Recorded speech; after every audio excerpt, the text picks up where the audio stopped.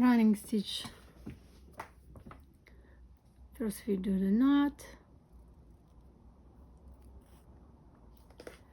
running stitch. This is permanent stitch with very small tiny stitches.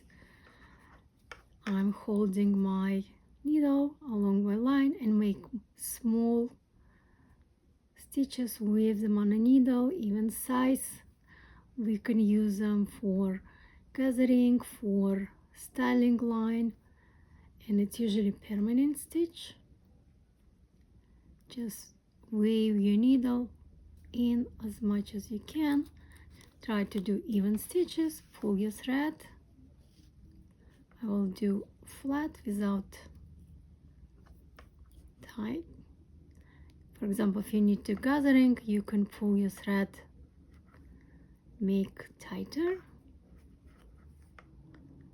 I'm using a symbol to push my needle.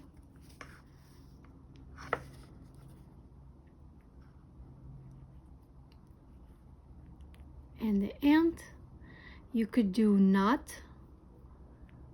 For example, if this is permanent stitch, we usually not having any knot on the face side. We're keeping them inside. I could go inside, do a little knot.